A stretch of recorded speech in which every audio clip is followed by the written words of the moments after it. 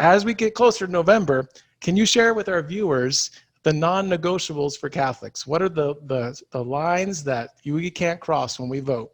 You know, you have a lot of Catholics trying to blur the lines, like Father James Martin, and other progressives just like him that are trying to blur the lines. But things are very clear. As Catholics, we have what's called a hierarchy of truth, hierarchy of truths, which means that some things as Catholics, they're non-negotiable. We have to toe the line. We must adhere to them if we consider ourselves Catholics.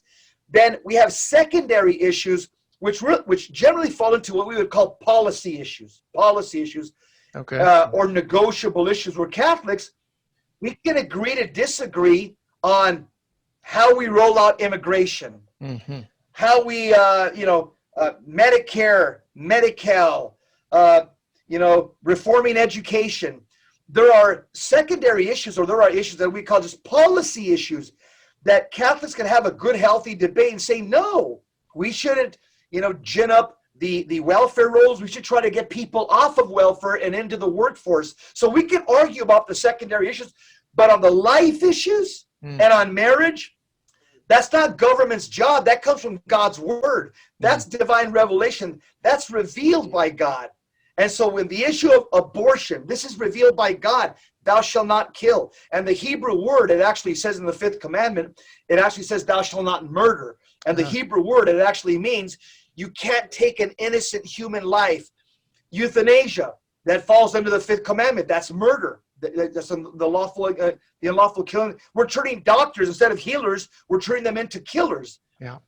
You have junk science like sex reassignment surgery, embryonic fetal stem cell research, cloning. This is junk science.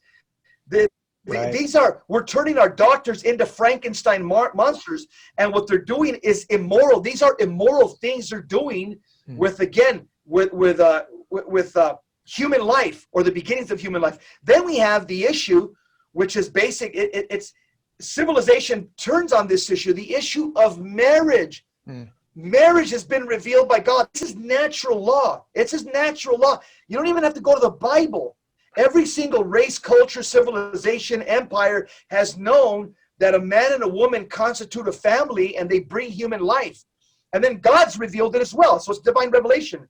And so those issues are non-negotiable, because when you start tinkering with marriage and human life, it's like splitting the atom and stuff, man. This is dangerous stuff. You're creating the atom bomb, and people are going to pay a heavy price, and there's going to be fallout, and we're already seeing it. We're already seeing the fallout from the fact that people have been tinkering with human life and marriage.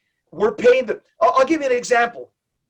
73% of black babies don't have a father. Okay. Blacks born in hospitals right now. 73% of these babies being born in hospitals right now don't have a father. Okay.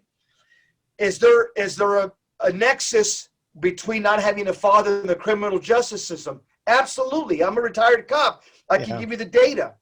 85% of inmates that are locked up in prison and that are doing time right now, 85% of these men come from fatherless homes, or deadbeat fathers, or broken fathers, or fathers that are just basically checked out.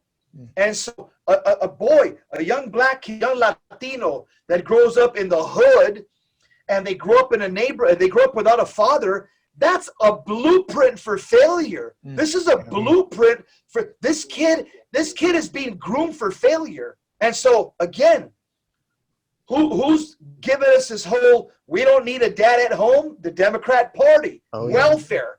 The 60s, this whole welfare thrust turns the ghettos, the hoods, the barrios into matriarchal societies.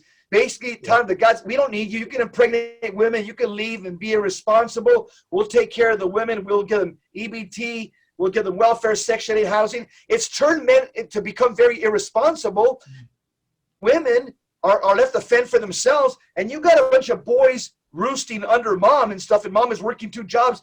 They're going to become thugs. And that's what we're seeing right now all over the streets of this country. Yeah, agreed.